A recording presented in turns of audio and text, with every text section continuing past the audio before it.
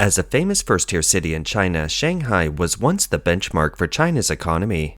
However, Shanghai's economy has become increasingly miserable due to China's deteriorating economy. What's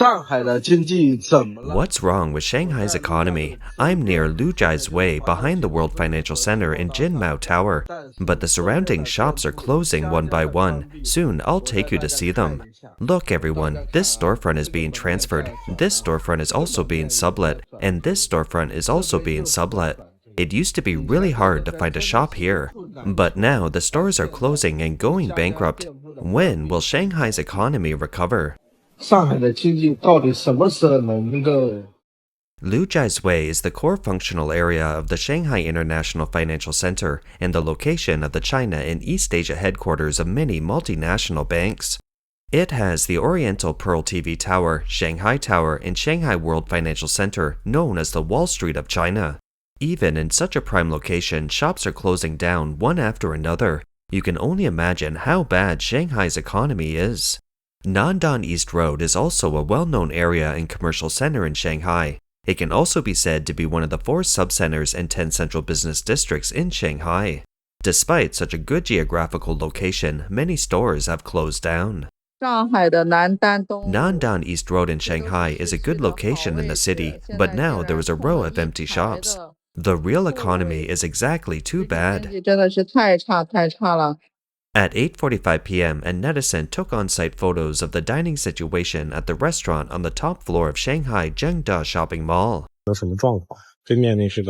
What is the situation now? The restaurant opposite is Haoqi Hot Pot Restaurant. They are closing one after another. 1, 2, 3, less than 5 tables are occupied. It can be understood that there is no evening rush hour. This is a Korean barbecue restaurant. The number of people is less than 1/3.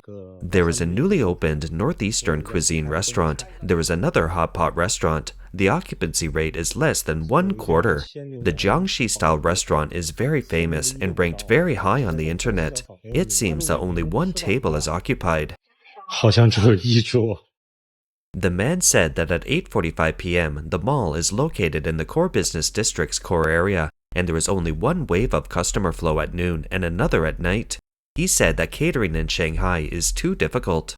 Stores in prime locations in Shanghai are closing one after another, including the low customer flow in shopping malls because people have no money.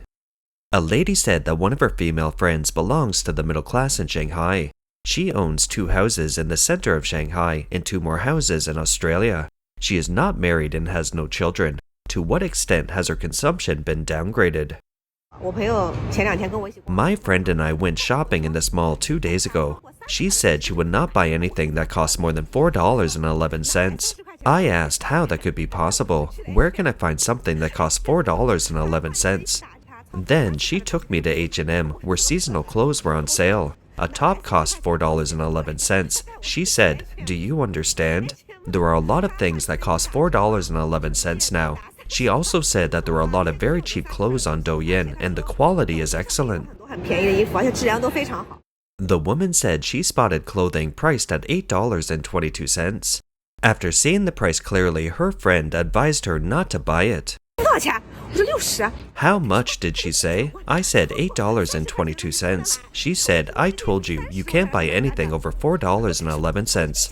I thought this dress was $4.11, so I let you buy it." I said, "Why are you so frugal?" So I paid the $8.22 and I left. This is the shopping attitude of Shanghai women who were pampered and lived a refined life in the past. It shows that Shanghai's economic decline has exactly impacted everyone. In December 2024, according to the latest statistical data released by the National Bureau of Statistics of China, China's total retail sales of consumer goods slowed down in November, falling by 1.8% to 3% compared with the same period last year. Shanghai's total retail sales of consumer goods in November was US $19.77 billion, down 13.5% from last year. Shanghai's total retail sales of consumer goods in the first 11 months of 2024 will expand to a cumulative decline of 3.1%, lower than China's overall level. A female blogger analyzed and pointed out, Beijing and Shanghai are the 2 wealthiest cities in China with the country's best consumer resources and population. If even the consumption in Beijing and Shanghai is stalling, when will the whole country improve? In the past 2 years, many felt a decline in consumption. They save as much as possible on food and daily necessities. Some say they start licking the bottle cap when drinking yogurt, and some start drawing red envelopes when ordering takeout. Some people even say that spraying Chanel perfume under the nose and being able to smell it is enough. The main point is an emotional value to please herself. The blogger said that although these are internet jokes, they also show that there are indeed problems with Chinese people's consumption. The China Finance Network report quoted the views of market observers, pointing out that Beijing and Shanghai had the highest concentration of foreign senior executives in China. One of the main reasons for the consumption avalanche in these two first-tier metropolises is that some foreign-funded enterprises have withdrawn from China in recent years. The departure of high-net-worth individuals has weakened related consumption in Beijing and Shanghai. A blogger said many foreign companies have withdrawn from China in the past 2 years. Nvidia, the world's largest wafer company, had withdrawn from China in 2023. Samsung closed its factory in Huizhou in 2019 and moved to Southeast Asia. Carrefour had only 4 stores left in China in 2024, and Philips had withdrawn in 2020. In 2021, Toshiba closed a large number of Chinese factories. In 2022, Canon closed its factory in Zhuhai and withdrew from China. In 2023, Sony moved its factory to Thailand. In 2021, Yahoo withdrew from China. In 2022, South Korea's Lotte withdrew from China. Just before 2 days later, IBM also withdrew. The withdrawal of these foreign investments has also resulted in many people becoming unemployed, leading to a further decline in China's economy. The result of the economic downturn is salary cuts and layoffs. I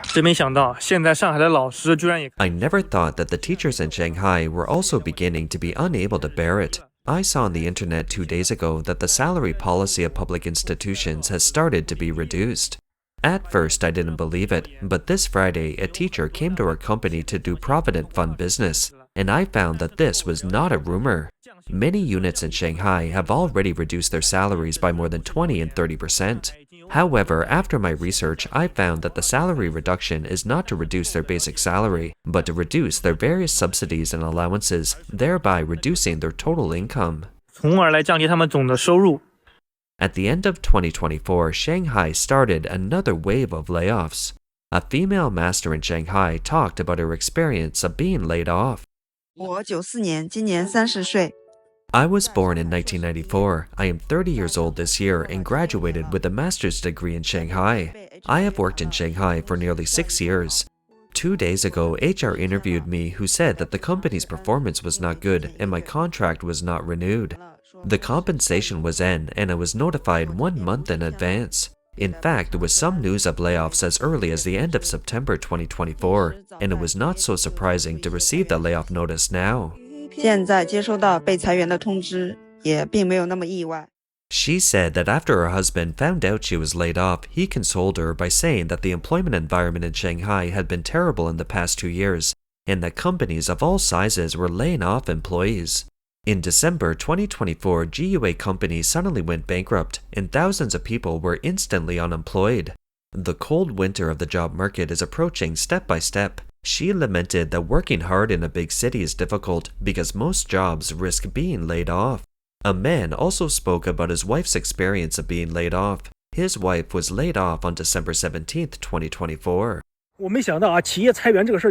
I didn't expect the company to lay off employees so soon.